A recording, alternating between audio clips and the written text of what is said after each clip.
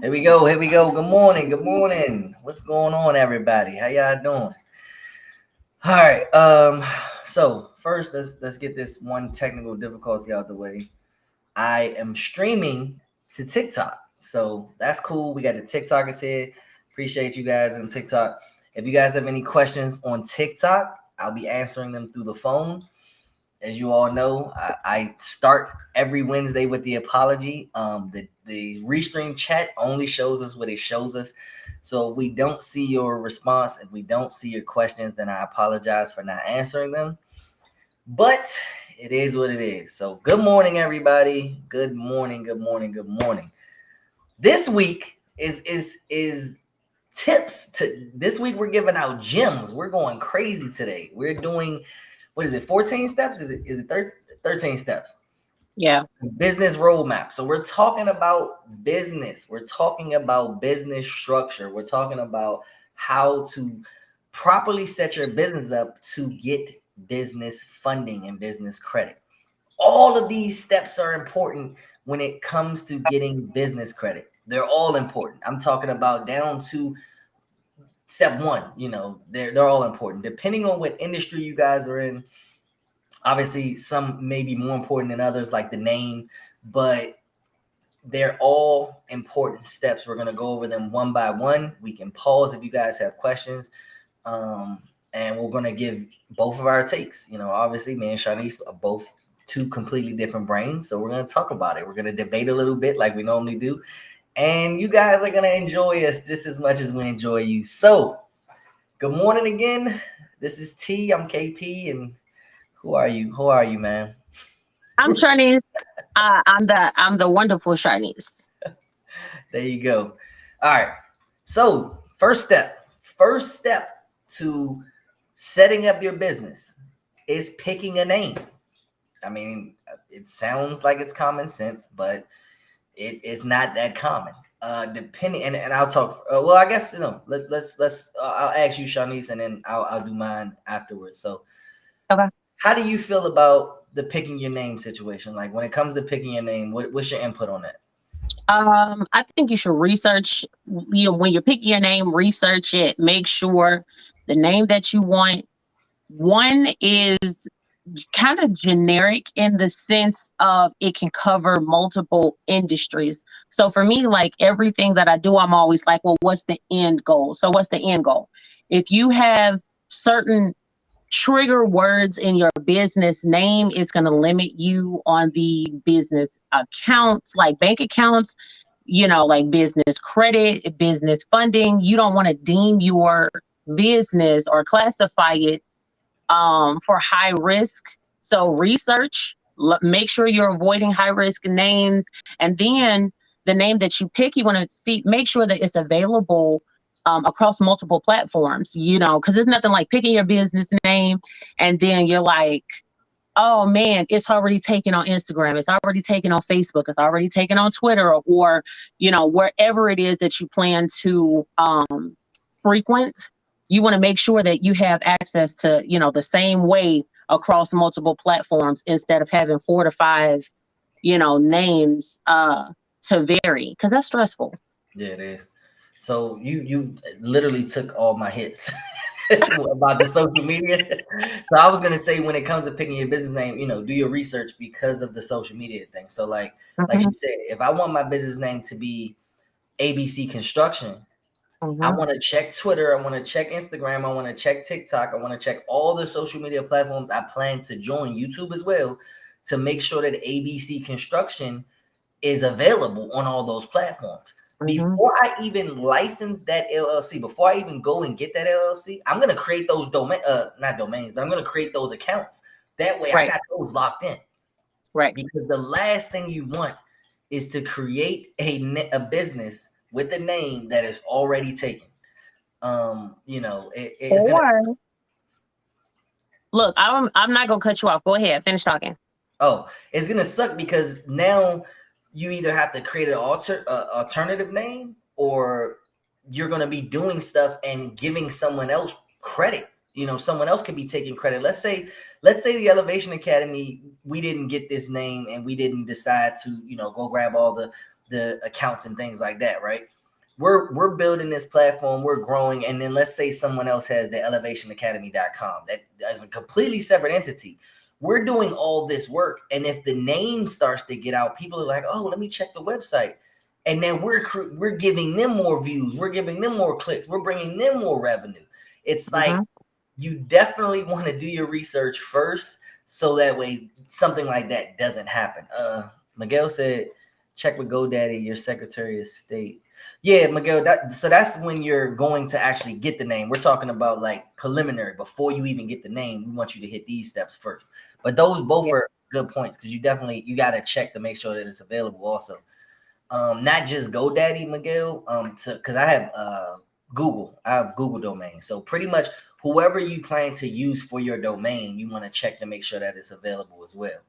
So like the same thing, 123 construction. I want to go to Google domains to make sure that 123construction.com is not already taken. If it is, that's domains is something you can kind of play with. So like for us, elevationacademy.com was gone. So I abbreviated the word academy. It's elevation ACDMY. I took out all the vowels. I think so. Yeah. ACDMY, which still stands for academy, but it kind of shortened it out. Plus, for email purposes, which we'll get onto a little later, you don't want super, super long emails. So you definitely want to have this stuff abbreviated if possible, and not super long names. Like I would have never made this business like the Super Elevation Academy with KP and Sharnice. That is ridiculously long. Filling out forms, that would have been super long. The email address would have been super, like, could you imagine somebody saying, "Hey, yeah, just send it to my email. It's info at the Super Academy with KP and Sharnice.com." Like, what? Are you, you know what I'm saying? Like, are you serious? Right. So you definitely want to consider that name for all these reasons. So Sharnice, you had something, right? Yeah. Also go to make sure that the name that you're intending to use is not trademarked already. Because the last thing you want to do is start a company, start building up the revenue, and then you get a cease and desist, or you just flat out get sued for using the name. So like my company name is My Crediversity. I made sure that My Crediversity was available in my state and just Crediversity itself long before, I actually opened my business. And I also did that on a federal level. I had to make sure that, nobody had, a federal trademark for it or a state trademark.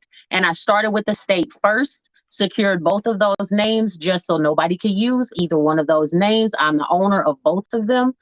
And then, when I was like, all right, I have e-commerce essentially consulting, and I'm planning, on being coast to coast. So I'm like, let me look on the federal level and make sure it's not there either. And it wasn't. So, I just went ahead and started the process to secure all of that because, I don't plan on being around for, a couple years. I plan on this being something 10 years or more.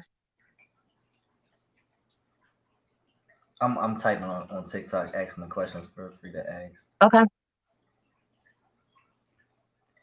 I'm just letting the viewers know that they can ask questions. All right. There you go. We're good there. You're good. All right. So that was just step one. Look, we just started. We just started. Man. So we have our business name. In fact, I want to write this down. I'm a writer. Now because we're gonna create an LLC, guys. We're gonna create a fake LLC. So our LLC name is gonna be 123 Construction. That's what we're gonna go with. So the name is now 123 Construction, right?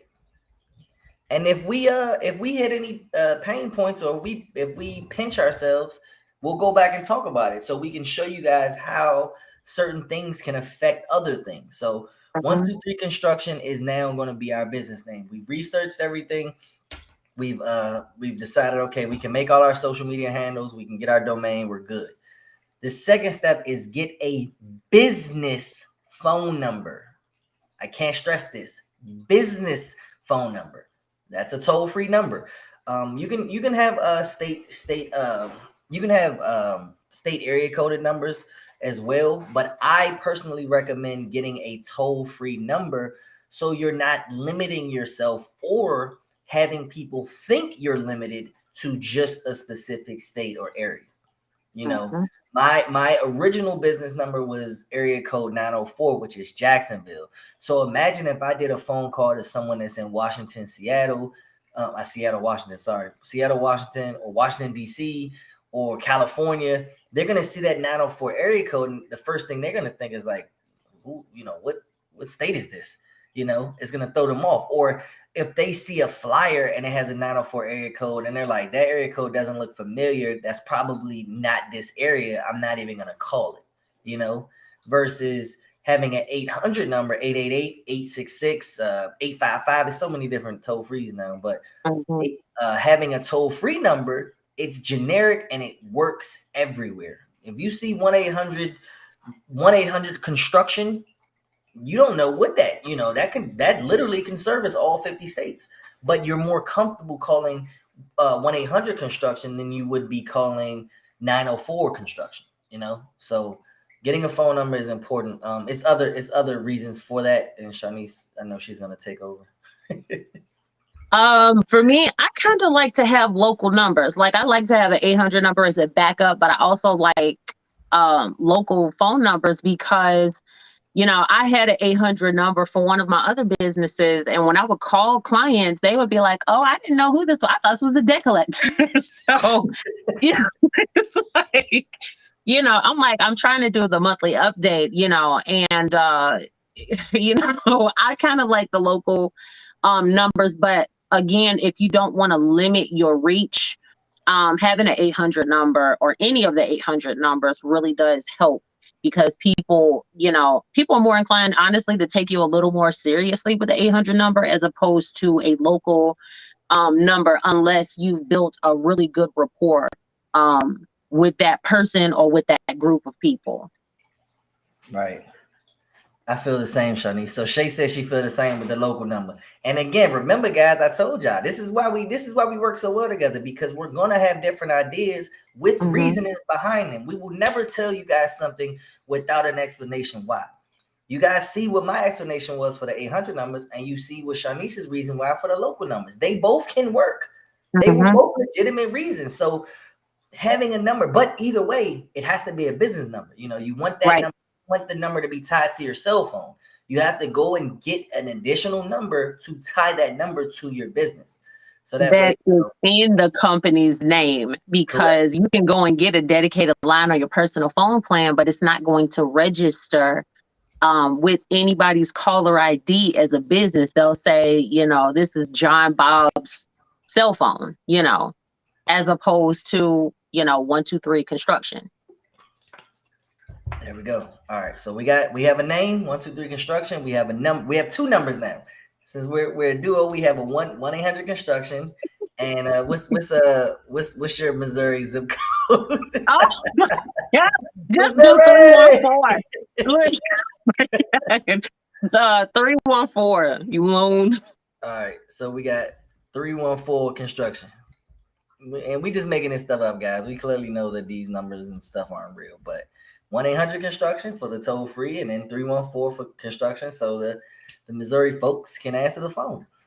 All right, step 3, get a business email. So Shanice, you take over. You for the odd steps, I'll let you go first, and the even steps I'll go first. So step 3 is get a business email.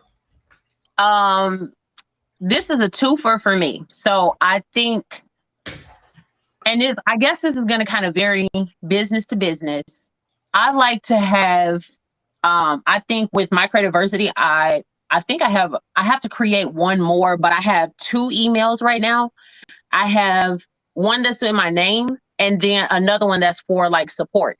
So, and then that also helps me kind of like separate the messages and things like that.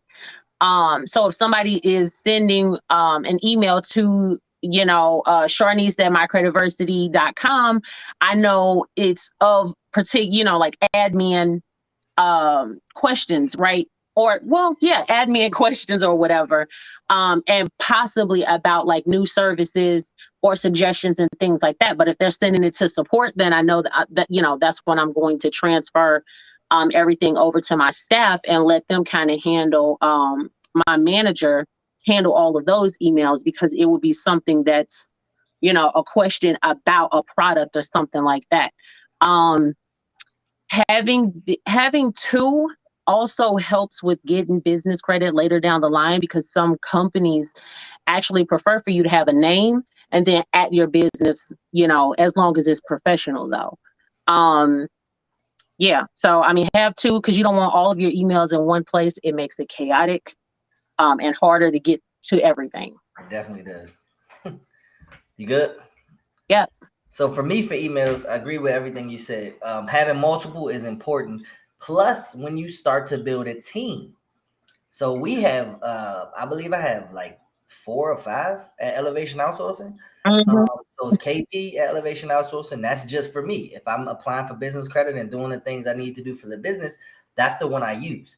I have info at Elevation Outsourcing, and that's attached to one of my specific team members. So if people are inquiring about our services or inquiring about something that we do, that specific email is used. I have mailing at Elevation Outsourcing. If there are ever mailing issues or anybody wants to know what's going on with their mail, they'll message them. Support, so like customer service problems, things like that. And then my assistant Riddell, he actually has one too. So Riddell at Elevation Outsourcing. So what that name, like 4 or 5? That was like 4 or 5. But you see how we have so many, because each of my emails does a different thing. They're for different reasons. If I had just one, let's say if I had just info at elevationoutsourcing.com, literally everything would go to that. So now I got to sit through, and I know you guys have seen those bulky emails where you're like, yo, I'm not clicking this. If I got more than 10 emails, I'm not even going to look through them. I'm just going to start searching for specific stuff and missing things and not answering people. But by creating different emails to different avenues, now it's like, okay, mailing at elevationoutsourcing.com. My team knows whoever answers this, it's going to be a mailing issue. And if it's not, then they'll direct them to the right one. They'll forward it, BCC, CC, whatever. They'll forward it to the right person so the right person can take care of it. And it runs a lot smoother. No emails are getting skipped. Everyone is being serviced. Everyone is being answered, versus a headache of emails that are getting pushed to you. So emails are huge. With that being said, we're going back to our business. We're going to have info. Email names. So these are not necessities, but recommendations, my personal recommendations. You want to have your name at your business. That goes to you. So your name at your business. Email and support, they're kind of the same things. You can kind of put them into the same if you want, depending on how big your business is. So let's just say info and then support. Let's just go with just those. We'll have 4 emails. So we'll have KP at construction.com, Sharnice at construction.com. We'll just do info. So that way it's 3. I don't want to make this page too bulky. So KP at construction.com. Sharnice. Another thing that neither one of us mentioned, and I don't know how we both missed it. Professionalism. We didn't say that. At gmail.com. It's not professional to have a Gmail for your business.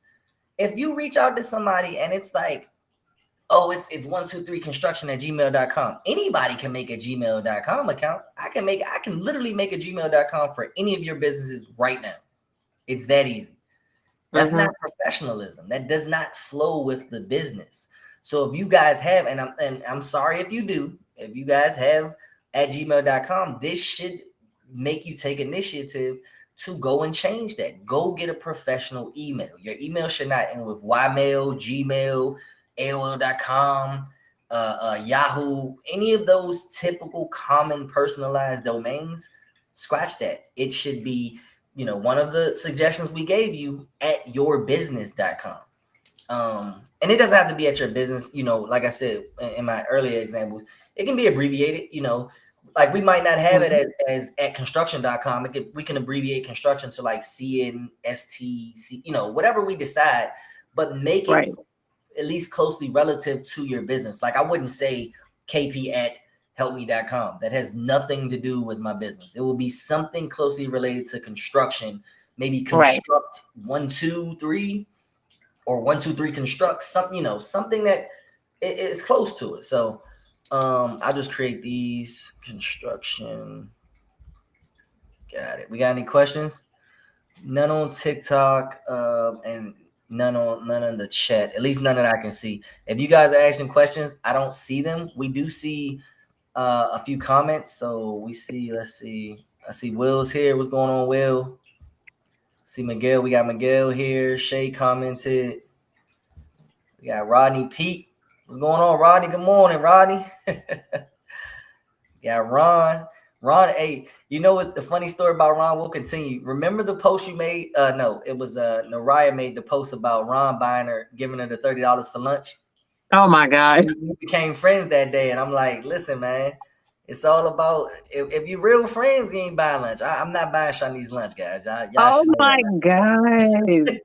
You're a hater, bro. Like, I'm convinced. You know what I'm saying? Real friends don't buy friends lunch.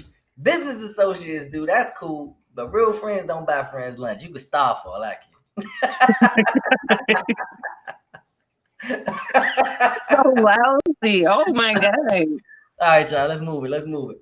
So we didn't cover the name, the business name. We covered the business phone number, the business email. Step 4 is a business. Please put this in all caps. A business address. Do not use your mom's house. Do not use your house. Do not use the post office. Do not use the closest, rent-a center. Like, it has to be a legitimate business address. You don't have to get a brick and mortar. There are virtual addresses that you can use. But even with virtual addresses, guys, you have to understand a lot of these virtual addresses are using postal service as addresses. And I found that out. Who did I use? I can't remember who I used. I don't even know who I'm using right now. I'll find it out. But one of these virtual addresses that I used, I looked up the different addresses because they'll give you a list of addresses that you can choose from. Google those addresses. Literally take the address that they give you and Google it. See if it's a separate entity establishment or if it's a UPS. Or I don't know why they use UPS and FedEx so commonly. Maybe because they attach it to a PO box, but you don't want to have PO boxes. I don't know why industry red flags PO boxes so much, but they do.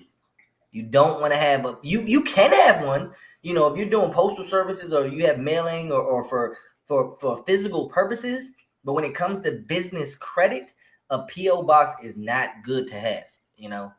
Like let's say the Elevation Academy. If we're doing apparel. We give apparel to our mentees, right? So let's say our mentees want to send us something back. We'll give them a PO box address where they can mail us something and we can physically get it. But we would never put that PO box on a business application. We would give them our virtual address because that's attached to a real business entity. We just they let us rent out a suite. I don't know the 100% way that they do it, but I believe it's like they let us use that building as a business address, and then we're suite 2000 or suite 200 or suite 450. They can say that they have as many suites as they want because Sam's Club is never going to go to this establishment to say, hey, where's suite 200, right. But they do need to see that it is a legit business when they go to Google it or when they go to put it in their business search. They might check Duns and Bradstreet. Whatever they check, they don't want to see residential pop up. If you're using your address right now, please change it. You guys go file amendments or if you want to create new LLCs after we finish this roadmap, unfortunately, it's going to work out better than if you try to continue going down that path of error. So the business address, super, super important. I'm talking about, it's so important that even if you have established a paydex score already and you have good personal credit, you can still get denied credit just because your business address is attached to a residential property. So it's that big. It is that big. So make sure that you guys have these addresses attached to a legit business address. And that was mine. My reason for having, if you are a home-based business, my reason for having a business address or a virtual address is safety purposes. Like if any of you guys have ever seen my page, especially recently, I've had issues with a stalker. This person was literally trying to find me. You know, I had to hide other businesses. You know, all of my stuff are virtual addresses now, but at the time it was like, if that would have been my home, my house, my children, my whole family could have been at risk of somebody's mental instability. And I mean, this person was literally like, you know, I'm gonna find your house. Where do you live? You know, they were looking at my page, trying to figure out what city I was in and stuff like that. So for me, business addresses are extremely important. And for some of them, it's a $99 investment, you know, but you can't put a price on your safety. So even though that has nothing to do with, you know, like building business credit per se, it's a safety reason for me. You know, so some people might think, oh, well, I don't have anybody that would be, you know, any type of way about me. I didn't either until I started making videos, networking and stuff like that. Now the crazies have started to come out of the woodworks, you know, and unfortunately it's my family that I'm nervous about, you know, being a public figure. So, you know, as a benefit, you know, get a business address, you know, for business credit, but also do it for your own safety, because you really don't know how, you really don't know crazy until you run into it. And, you know, it's scary. There you go. And I mean, that's another reason. That's why we have two brains for two different points of view. So for us, we're going to do address. We did 123 virtual construction drive. We're just going to create a virtual address. That's going to be our address, right? Step 5. Now, after you have all these things, now you can apply for your LLC. You see how we did 4 things before we even applied for the LLC? You see what I'm saying? A lot of people, the first thing that they do, a lot of people skip steps 1 through 3. They just go straight for the LLC. And the reason why they go for that is because that's just what we're taught. We're like, oh, go get an LLC. You want business credit? They hear on Instagram or TikTok or Facebook. They hear on all these different platforms. Go get your LLC is literally the first. You know, it's so much more than. I'm sorry, KP. Yeah, it's so much more that goes into having a business. When you go to, you know, have yourself established, first and foremost, especially if you have high risk industries, you might have to start off with 2 companies right off the flip, because you want a S corp, you know, to house your LLC or however it is that you want to set it up or whatever, or your C corp or whatever it is. You might want to have an umbrella company where you're going to put all of your LLCs under, right? So whenever you are deciding which way to go, and, you know, don't get me wrong, you can start with just the LLC just to kind of like separate it. But when you're talking about LLC, you know, you're possibly running into double taxation and things like that or whatever. So there are benefits to having an LLC. There are benefits to having an S or a C corp, you know, or whatever it is, a partnership, limited partnership, whatever it is that you want. Look at them all. Look at the benefits. Sit down with, you know, a licensed attorney or a CPA, whoever it is that you feel will serve you the best. Don't just jump into something like this or whatever, because it's literally going to be the difference from you having to pay out large sums of money or you being able to kind of like get out from under a lot of the tax debts that entrepreneurs have. Like one of my favorite people to talk about when you're talking about business is is Donald Trump. You know, he's considered to be a small business, but he's a billionaire.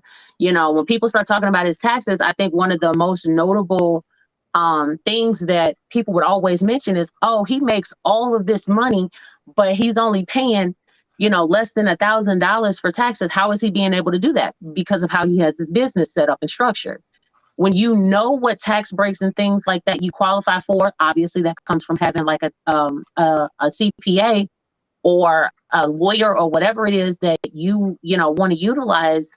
All of that stuff plays a part at the end for writing off the vehicles, writing off these huge assets. If you get to this level, writing off your yacht because you want to stay on the water for 2 weeks out of the year, or whatever it is. Talk to somebody, talk to a licensed professional before you pick your entity, and then set it up accordingly from there. It might sound like it's a lot. It might sound like it's complex. It is, to an extent.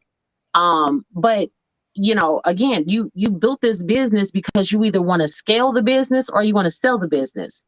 So set it up right. The foundation is everything. And don't think just because these gurus are telling you need an S corp or you need a C corp to avoid taxes and do all, you don't. It's specific reasons for getting S corps, just like it's specific reasons for getting a C corp.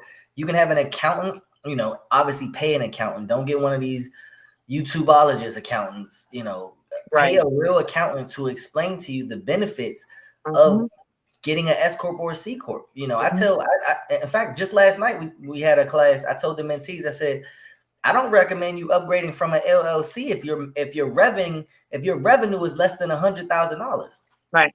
If you don't have a 9-to-5, you just have an LLC and you're not bringing in more than $100,000, you really don't have a need to go upgrade that LLC. You're still sole proprietor. So, this isn't financial advice, guys. So, I know you guys might be recording, but that's right. That's my personal opinion on that. When you start to get employees and then you start to pay yourself and pay your kids and your family and different employees, then okay, now it might be time to upgrade to an S corp or a C corp, because now you're starting to pay more taxes because you have W-2 employees or international employees or anything. But again, speak to an accountant, because they'll be able to run your numbers to let you know if it's more strategic, whether you can stay in LLC and do owner's draws and pay out construction contractors. Sorry, not construction. Pay out contractors. I keep getting the name mixed. Or if you need to pay as an employee. So it's different ways to go about it. And an accountant is going to have your best interest. Obviously, you're paying them to do so. So want to check with them. All right. So our LLC is going to be 123 Construction LLC. Everything's super simple, guys. Step 6.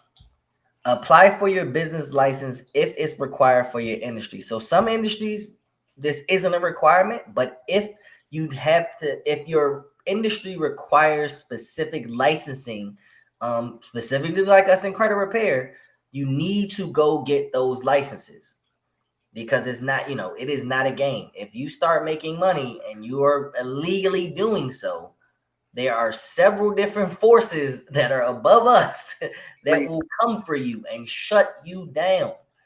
You have these millionaires or people making millions illegally, thinking that it's all fine and dandy. Oh yeah, I made $2 million and boom, here come the FCRA. Excuse me, sir. Can you come with me, please? You don't want that. You don't want that. So, you want to be licensed if required. I say if required because, again, certain industries don't really have any license requirements. But check with your state. When you went to apply for the LLC, check the IRS websites. Put in the industry you're in. Actually, you're going to have a NAC code. You can figure out what your NAC code is and then Google that to see if that, that specific industry has requirements for your state. It's also state specific as well. So you're going to have to do a little research here on step 6.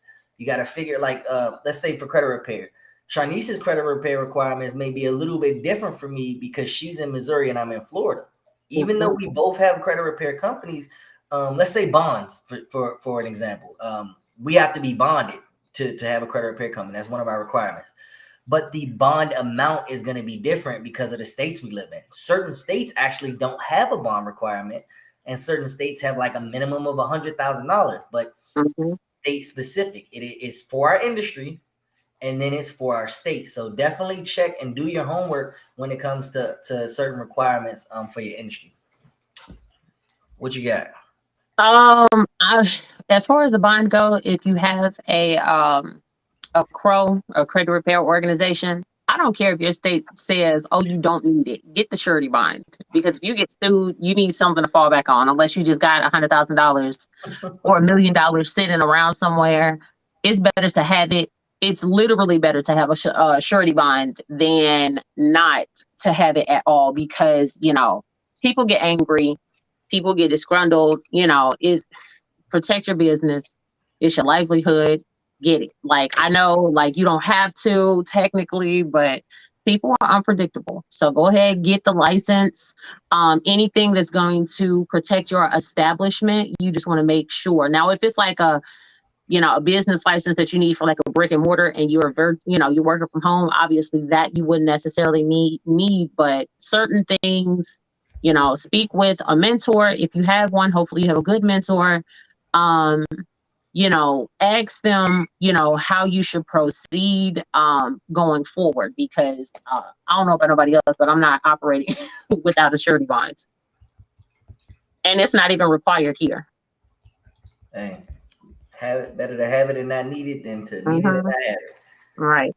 All right. So that's step 6. So I'll say requirements. For us, I'll say none. And remember, I'm only saying none. I don't know the construction industry. I'm only saying none for testing purposes. So if you guys are actually in construction, don't follow my sample. I'm just doing this as a sample client, you guys. So I'm gonna say we don't have any requirements. That's what we're gonna leave it at. All right. So the next one, Hey Jay, I'll shoot you a message after the live ends about that. I got you. That's a totally different subject. But I got you, man. Step 7. Why does my map look like this? Hold on, 1, 2, 3. It says get your tax ID number. But you see how it's above the 6 logo? Yeah. All right. So I'm gonna need you to do a little better. Get your tax ID number. Get your EIN. The EIN is very important. This is essentially the social security number for your business. Your EIN is you're gonna stick it with you. I won't show you guys, but I got Post-it notes on my computer. All 3 of my businesses, I have my business names, my EIN, the business address, and the business phone number, because it can get overwhelming when you have multiple businesses. I definitely don't want to mix EINs up, because like I said, all of these steps are important. Let's say I put the Elevation Business Academy on a account, but I accidentally put Elevation Outsources EIN, decline. Even if both have the Paydex scores and credibility to get me credit for whatever I'm trying to get, if you mix that stuff up, the application is not going to match, because they're going to pull your EIN and they're going to say, oh, this matches something completely different, wrong, and get declined for that. So get your tax ID number. It becomes the heart of your business. It's, like I said, it's the literal social security number to your business. What you got?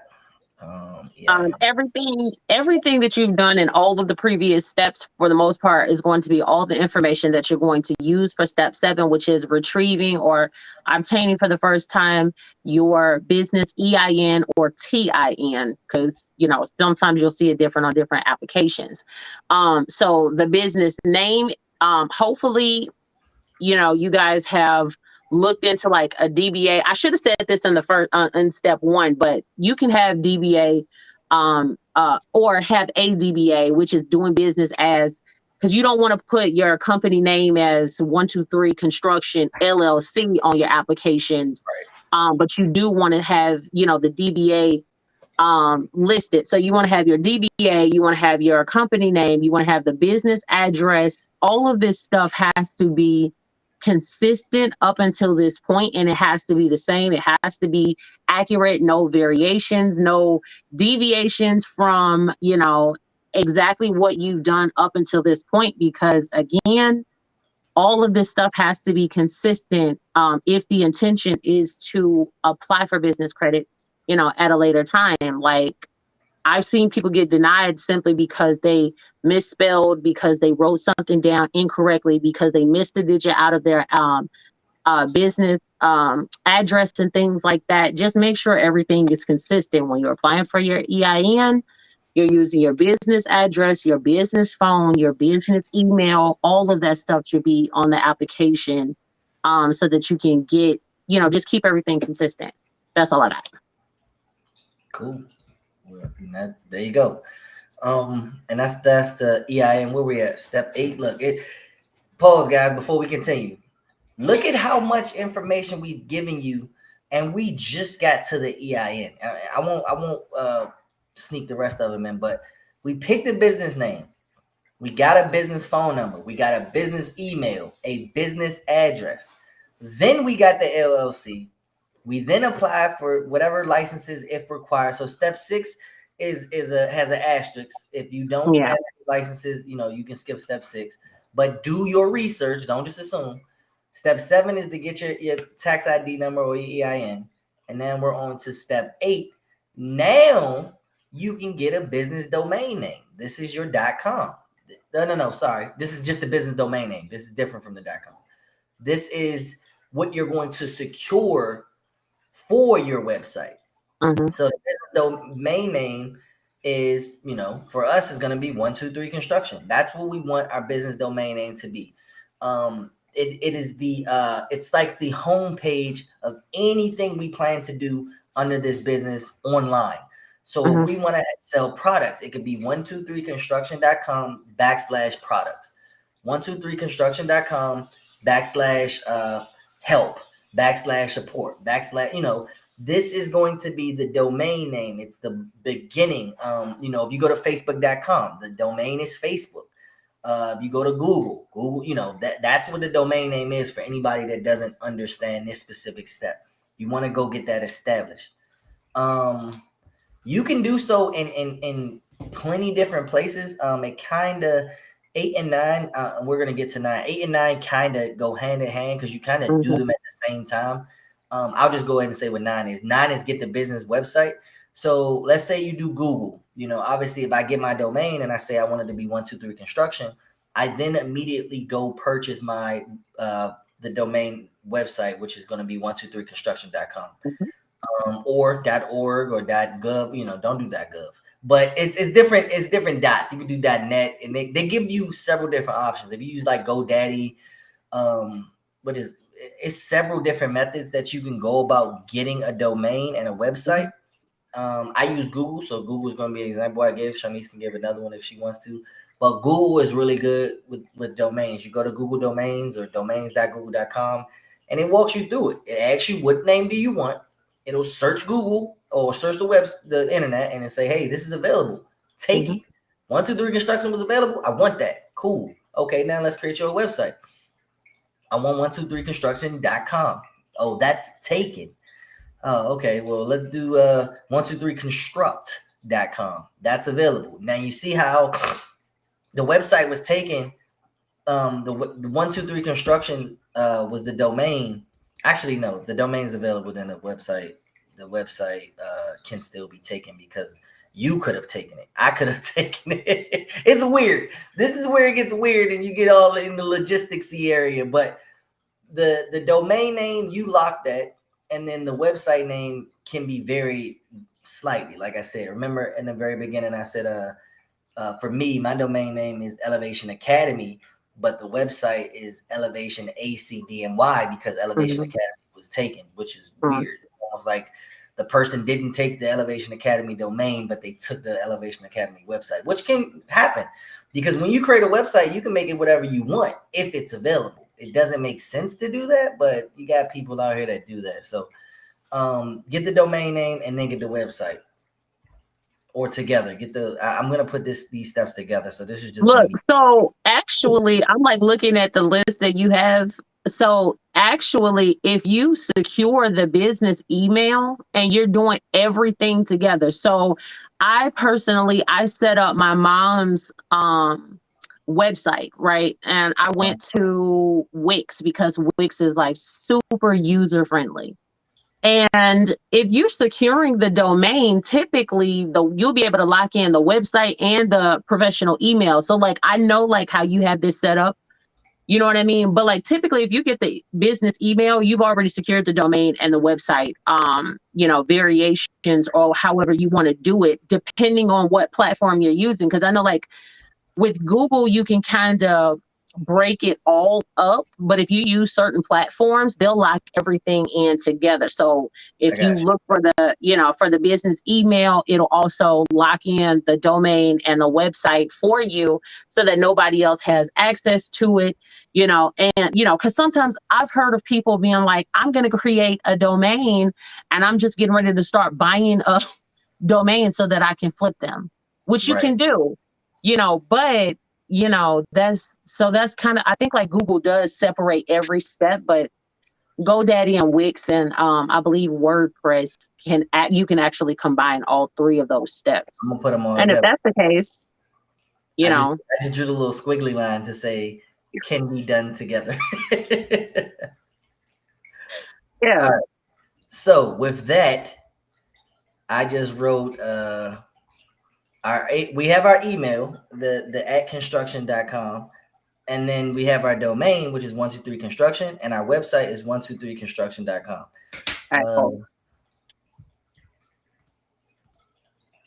Jay had a question. Are domains and LLCs secure work? They're for the country. So outside of the US, I'm not actually sure how LLCs work outside of the US. I know for sure domains are different outside of the world because they use different finishers. I don't even know what you consider that. So like I can have 123construction.com, but in the Philippines, I believe they use .ph. So yeah, they would have the availability to have 123construction.ph and it'd be two separately different things. So to answer you, Jay, I believe that domains and LLCs are country specific. And reason being is because each country is going to use a different, what do you even call that? The .com portion. Does that have a name? I'm sure it has a name, but I've never thought of that. I never thought about it. And if anybody has an answer, please let us know because now we're in the queue and y'all are the A.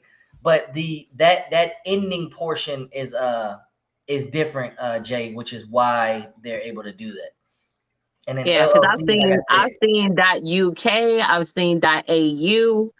And I'm like, oh, I can't do nothing with this because I think even like anything that's calculated on the website, like if it's a monetary purchase, it's going to have whatever whatever they use, if it's pounds, if it's pesos, and you know what I'm saying? So like I'm not going to sit there and do all those calculations, but I believe they go hand in hand though. All right. So we got Jay answered. Cool. All right. So where we at? That was step 8 and 9. Hey. So step 10. List your phone number with 411. List your business. I'm gonna need you to change this list a little bit. List your business with 411. Yeah. List your business. It's your business phone number. I just said it wrong. This is correction here. But yeah, list your business with 411. What this is going to do is allow your business to be seen by all these creditors and lenders that are you're going to reach out to get funding or credit or credit cards, anything. You want people to be able to find you. When they look up your business through your business number or through your business name, if nothing pops up, how can I trust that you are a legitimate business? I can't. Let's see. William said TLD is .com top level domain. So is that what the .com is considered a top level domain? No. You might have to be a little bit more specific, Will. I'm not sure what you meant by that, but we can get into it. Again, anybody on TikTok here, if you guys know what the .com is called, we would love to know. But Yes, listing your number on the with 411 allows your business to be seen. When you first create an LLC, you're nowhere. You're just on paper at this point. You know, you have your EIN paper, you have your articles, you have any registration that you have. That's just paper. You don't even live anywhere online. So registering with the 411 allows you to be seen. Now you're registering it online and allowing other people to see it. He said the .com is called top level domain. There you go. My man, appreciate you, William. Listen, learn a moment. We just learned something today. The Elevation Academy, we're not just teachers, we're students too. This was a student moment. I learned something. Let me write this down. .com equals TLD. But that makes sense though, because obviously you want to secure .com before you want to do .net or .shop or you know what I'm saying? Oh, for sure. Yeah, for sure. You know, everybody does .com like right off the top of their head. Well, so that would make sense. We all do .com. When I talk to Riddell, they never use .com unless they're working in America. But you know, in the Philippines, they're using .ph for everything. You know, maybe that's top level for them. That's what I'm saying. You know, Americans, we everything that we do is always top level for us. Yeah, we ain't talking about no other countries, but of course, TLD is gonna be top level domain in America. Like, so let's leave it at that. Let's move on to or you want to talk about the 411 before we go to step 10? Yeah. Well, no, I mean, other than pretty much make sure that everything is consistent, because you can have everything up until this point, skip this part, and then be like, all right, let me just go to, you know, step 12 or 11, 12, and 13 and start applying for business credit. And then you confused why you keep getting denied. If your company is not registered nationally, businesses, you know, financial institutions don't take you serious, you know, and this is just on, you know, the level one. If you have business credit accounts that you've applied for and you've been paying for months and they're not reporting, is probably because you missed something up until this point.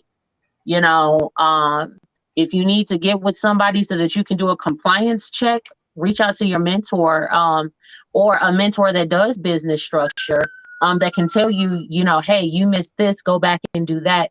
And then whenever you do apply for or list your company, it takes about 2 weeks to pop up in the system. So, you know, keep that in mind, that just because you list yourself today doesn't mean you can start applying for accounts tomorrow, because it's not going to, you know, nobody's going to be able to pull it up. All right. So we got the 411 and we're almost done, y'all. Listen, I know that this was a long process, but it's a long needed process. You need all of these steps. That's how important they are. We wouldn't be doing this if it didn't matter. We don't like to waste our time, put it like that. So step 11. Apply for your Dun & Bradstreet number if you do not have one. Things take time. Oh, look, I'm supposed to say something? Yeah, apply for it. I think some people are kind of getting away from this. I've seen a lot of people say like they want Dun & Brad's numbers, Dun & Bradstreet, whatever. The numbers are going to be more for general contractors or whatever. I'm going to say get it anyway, secure it. But if you get into government contracts or state contracts, you know, you definitely want to have this number added, as well as any other additional numbers that you're going to need to be able to hold contracts. Because at, you know, first, second quarter of this year, it was important to have this particular number. And now I believe it's a cage number. I have mine. I don't know what mine is off the top of my head, but I have my cage number. It's pretty much the same process, you guys, as applying for the Dun & Brad's. You just go to sam.gov to get that number. The Duns actually complements the 411, adding your business to 411, because some applications ask if you have a Duns number. Yeah, which helps them find your business. If you have a Duns number, you're registered, and you've had your business registered with 411, when you put all that information in, and they can find you like that, and they're like, oh, this is a legit business. They've been in business for 2 years, and you know we can see the revenue, whatever. Now I want to do business with you. But if it takes them time and they're like, yo, this business isn't popping up, let's try something else. It ain't popping up, let's try something. All right, you're declined. But the more the more things you give them that allows them to find you to make sure that you're a legitimate business, the easier the process is going to be. And that's why all these steps are important.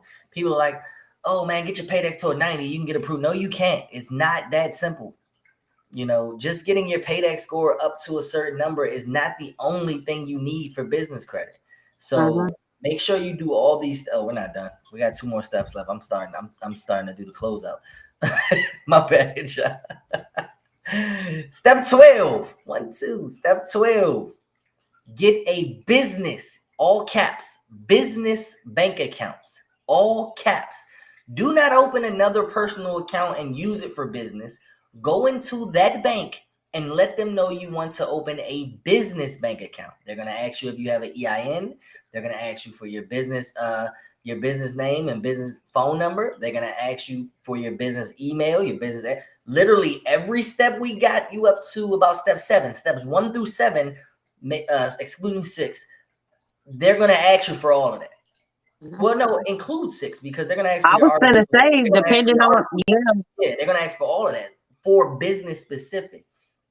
People cheat and they skip these steps. So when they go to apply, they don't have it. And then they're like, you know what? Let me just open up a personal bank account and I'll just have the money going through that. Don't do that. You want to have a business bank account. You're talking about an audit that you do. I'm going to separate business and personal with a personal bank account. They'll be like, well, if you're using this one account for for business, you're probably using all of them that way. Don't do that. Avoid it. Run. My input for this one, if you have a super tiny local bank or credit union, go and open up your business account with them. They're going to have better rates. They're going to have, rates as far as things that you may need to apply for. They're going to be a little more laxed, and they'll be more anxious, so to speak, to help you. You know, the original business that I opened up is a credit business. The credit is in the title and all of that stuff. And everybody told me, oh, you know, because you have credit in the name, it's going to be high risk for you to open up a bank account, a business bank account. And I was like, I had to interview with companies. I had to interview with Regions, but since my local bank, I went in with everything. I had every document that I could possibly need. I had to have an operating agreement. I had to have my articles of incorporation. I literally had to take everything in, and then they had to see what services I offered to make sure that my company wouldn't conflict with them. Because some banks, the reason why they deny people, from what I was told when I set up my first company, was literally some credit repair organizations compete with them. So they don't want to help you. Essentially, they want to cut you out, as a competitor. Well, since I went in with a full price list and went in with all of my documents and I went in with everything, they were like, all right, we're going to go ahead. And it took about 30 minutes to get everything set up. I walked out with my business checkbook. And it was a stressful process because I had talked to, I think up until that point, I had talked to about 14 or 15 banks, and everybody was like, no, we don't accept credit repair organizations. They didn't care what documents I had to prove it. So Navy Fair. So I've been on a personal side, I've been with Navy Fair for like 6 years. So obviously I went to them first. They was like, So soon as they said, well, what does your business do? KP Credit Hero. What do you think I do? So they immediately, she was like, oh, I'm sorry. Unfortunately, we don't accept credit repair companies. I was like, threw me off. I'm like, what you mean? I've been doing business with y'all for some time. Come on, man, please. I need this. Right. And they were like, And you can't, and it's not like you can talk them back out of it. Oh, well, it has credit in the name, but actually what I'm doing is consulting. And they'd be like, So this is why, doing the research in the beginning is so important, and making sure that you're avoiding those high risk names, because again, it took me 14, 15 banks before I actually was like, you know what, let me just go, across the street. It's not really across the street, but let me just go across the street and apply at my local bank and see what happens here. And because I had been denied so many times, I went in knowing I was going to be denied. And, I just handed them everything. I was 100%, transparent. And they were like, okay, nothing that you provide conflicts. We might be able to use you for a few of our clients. This might be a relationship that we can nurture and help build. So, yeah, your name can literally get you denied access.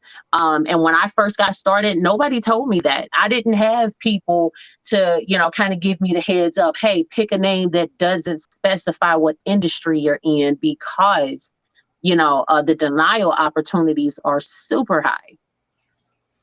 There you go. Before we get to the last step, step 13, another part of the business bank account. You know what? I had it and it's gone. It was about why it's important to get a business bank account. I can't. Transaction. No. It's a nugget. I was gonna give you guys a nugget. When Sharnice was talking about those smaller banks, they do have better interest rates. But prior to all of this, and it goes back to credit. If your personal credit is good, right, you can do what I call a 2-for-1. When you go in to open a business bank account, also open a personal checking account with them, right? Have two, have a business and a personal. Apply to get a personal credit card with them. Smaller banks are more lenient because they want your service, right? If you have, let's say you have a 700 plus FICO, you're pretty much guaranteed to get approved for a credit card, right? Go get approved for the personal. If you get approved for the personal, while you're there, say, you know what? Do you guys offer business credit cards? And get approved for a business credit card. Let's say they give you $5,000 on your personal.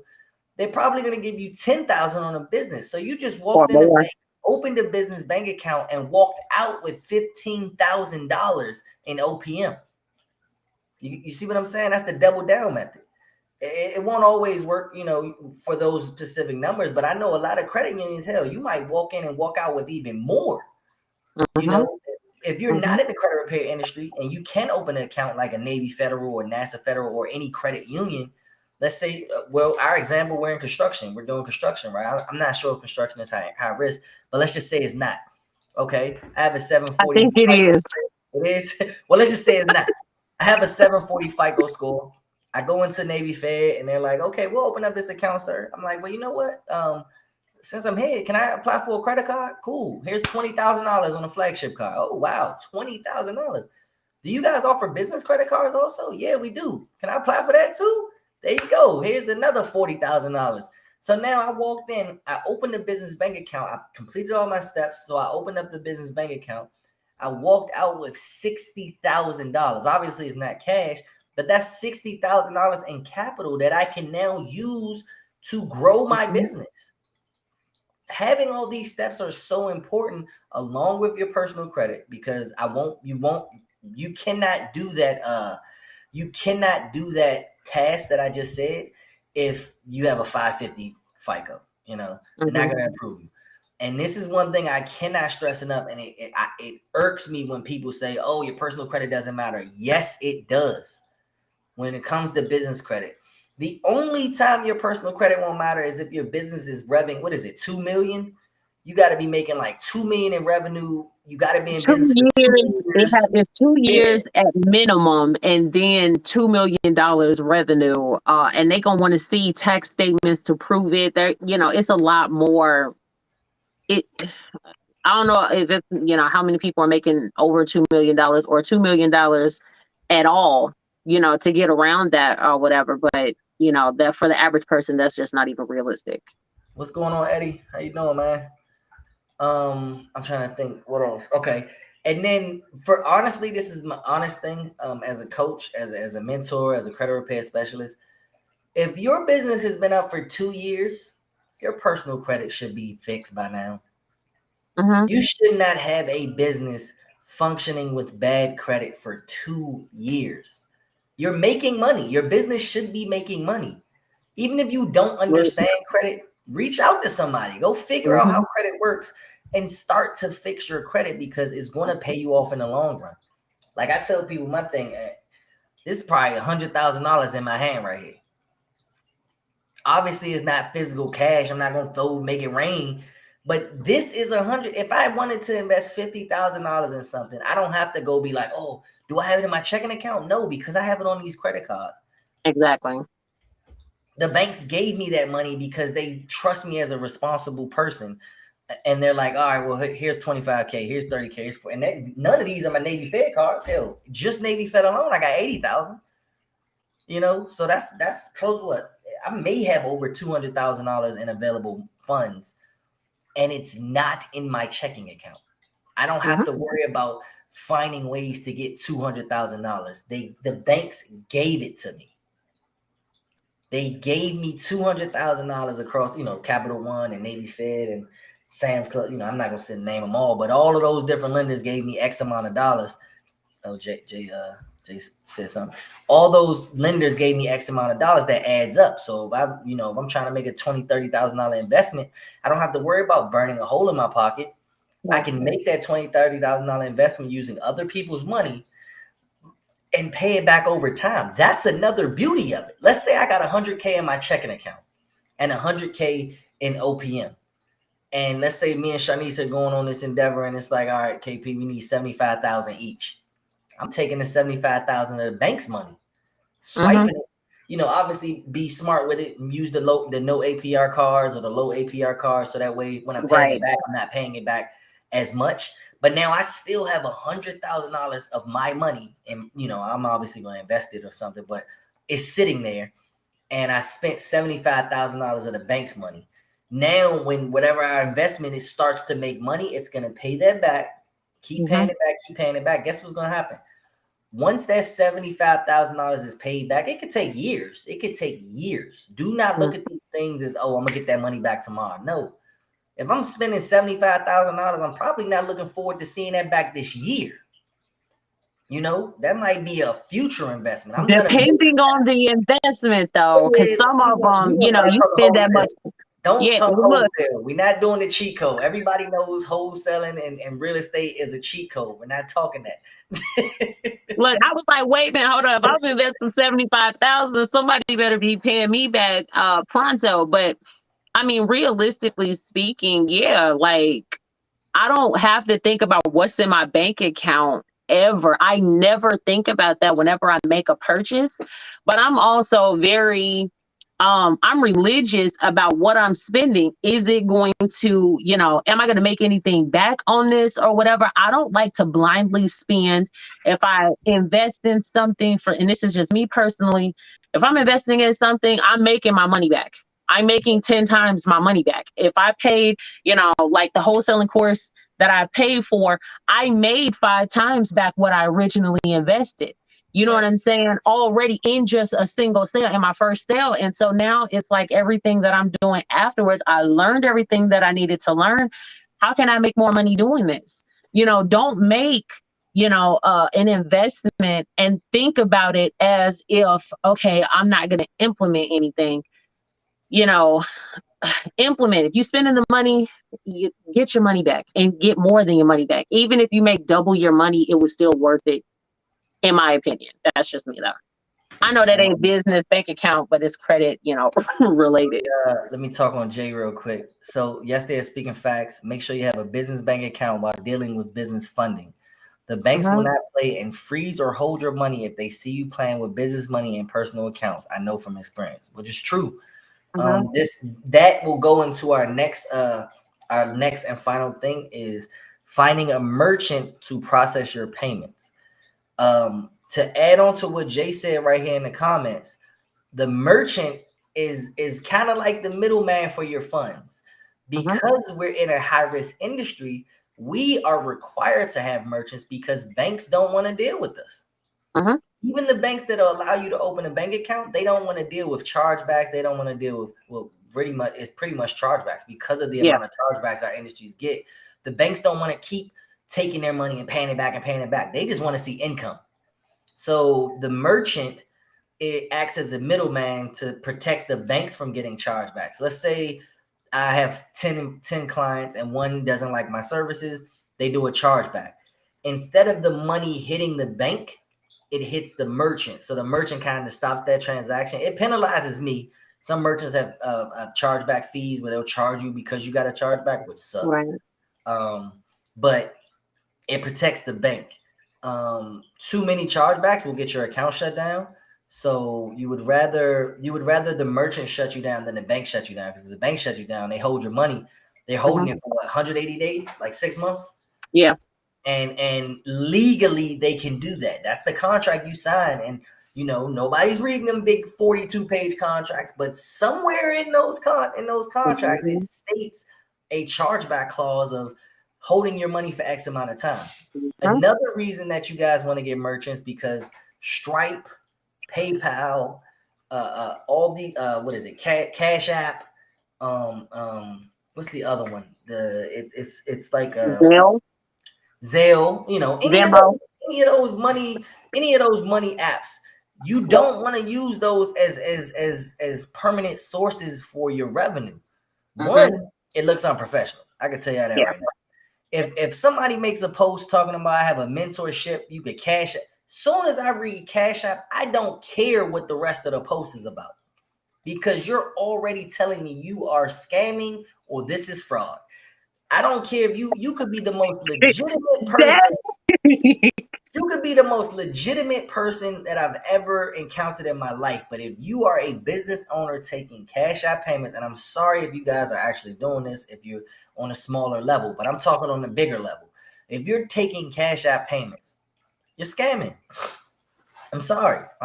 That's my personal belief. Cash App equals scam. You should be able to take Zelle. You should be able to take credit cards. You should be able to have a payment processor, a merchant account, something that can allow professional payments. Like, every business should have a credit card reader or something that'll allow you to use your credit card, because credit is everything. Credit holds power. Like, why would I have a business that doesn't allow people to use their credit cards? I actually encourage my clients to pay me with credit cards so they can get cashback rewards. It doesn't add up, per every microtransaction. But guess what? If you're spending $150 a month with me and you're getting 3% of that back, eventually that'll add up. If you're with me for 6 months, that's what I was shipping to, bro. A text came through. I was on D&D. It all adds up, along with hitting your bonus rewards and all the other things. I won't go too crazy on credit. That's not what we're here for. But definitely find a merchant that can process your payments if you don't already have one. Cash App, Zelle, Venmo, all those other things, like I said, they're good for when you're first starting out. When you're on this road and you're going through the roadmap, if you have to use those, that's okay. I'm not going to tell anybody don't ever use it. That's what I used to use them. I'll be a hypocrite to say not to use them. But when you start to get on a bigger scale and you start to look more professional, that's why this is the last step. Prior to getting to step 13, if you've already started making money through your business, cool, make it how you want. But when you get to step 13, do not skip step 13. I'll tell you my personal story. This is with PayPal. PayPal held $17,000 of my money. I finally got it back. This was like 18 months ago. I got it back last year. So, I was doing credit repair through PayPal. I was going crazy. I was hyped. I was like, yo, PayPal lit. Why they talking about you can't use PayPal? Then one day, one of my clients was like, hey, my card didn't go through. And I was like, huh? Let me check. I went to PayPal. I said, yeah, you've been locked out. I'm like, huh? What you mean? You broke the agreement of illegal uses or something. And, I called PayPal. They say, yeah, it looks like are you doing credit repair? That's one of the no, the non-use industries or something like that. And that's all of them. Yeah, they held my money. I said, well, how do I get my money out of this account? She said, unfortunately, sir, we hold the funds for 180 days. The reason they do that is for chargeback purposes. They're protecting themselves. If they give you the money and close your account, let's say all $17,000 is charged back. Now PayPal is out $17,000. So, or whatever merchant. That's why they hold those funds, to make sure that, okay, six months have went past, they're probably not going to get a charge back. They give you the money back. The merchants do as well. A lot of merchants will have what is called a reserve. It's typically 10% of the daily income. So if I make $1,000 today, they'll take $100 and put it into a reserve account in the event that I ever get a chargeback, or you guys ever get a chargeback, to be able to cover those funds so they don't take the hit. they're basically taking your money and protecting them with your money. It's crazy. They're pretty much protecting themselves with your money. So that's it. Third step to things. Shanice, you want to touch on that or close out, or how you want to do it? I mean, I don't have anything else to add or whatever. For the merchant, no, I don't have anything. You're good. Close out there. Look at this. I went crazy, man. I write notes. But that concludes Wake Up Wednesdays. As always, we appreciate. Oh, we got two. Eddie said good stuff, and there you go. My wife and I put all bills. If you're still on here, hi Eddie. Perfect, man. Listen, this guy gets it. Everything goes in your credit card. Anything that can be swiped needs to be swiped. I tell everybody, I know we're supposed to be closing now, but I tell everybody, a debit card, the only purpose of a debit card is to pay the credit card. That's it. Do not swipe your debit card at a store. Don't swipe it at a gas station. Don't swipe your debit card, period. I don't even have debit cards. I got direct payments from. I have a debit card. I'm not gonna lie. I have flashback debit. I know what you're gonna say. Look, I was gonna say yeah. So NASA Federal. If you guys don't have a bank account with NASA Federal, and I know everybody's like, oh my God, Navy is the best. Navy is the best, but NASA Federal Credit Union has a cashback debit card. So I put all of my, whatever I can get to go into my NASA account, like my regular pay or something or whatever it is, I'll have it go in there. And then when I start making my credit card payments, I'm using that particular account or card to pay other things back because it's just like my credit cards. I'm not leaving no money on the table. Look, I'm about to add something to the mentorship. That's a double dip. That's lit because now you're making what 1 to 4% on the credit card usage, and then whatever percent NASA gives. I forget. I can't remember if it's 3%, but you do get cash back from using a NASA Federal debit card for just like regular purchases and transactions. So if I have to use my debit card, that's the only one that I use because I'm getting paid to use it. So it don't bother me any. But my Navy card, I'm like, and I cut that one up, so I use my NASA for everything. Everybody here, if you guys can get access to NASA, and I'll do my research, and I'll make a TikTok post or I'll make a Facebook reel or something like that. Shanice might have just gave us a double dip gem that we can all use. Use your credit card, then use a cashback debit card to pay the credit card. Now you're getting double. You're getting double rewarded. But that's it. That's neither here nor there. We appreciate everybody for joining. Everybody in the comments, you guys were going crazy today. I appreciate it. If we missed you, I know typically we get Twitch viewers here. We didn't see any Twitch today. Instagram, I always apologize to you guys. I don't know why it says I'm streaming to Instagram, but I never get the Instagram comment. So I'm sorry if you guys were commenting from Instagram. We just don't see those comments. Eddie said I didn't know that. Yeah, Eddie. So well, Shanice she'll probably make one too, but we'll do some research on that to make sure that we're not giving you guys messed up information because some of those. I already got the accounts. I'll do one. I already have. Some of those cashbacks have exclusions, so I just want to make sure the way that I'm going to explain it doesn't have any exclusions.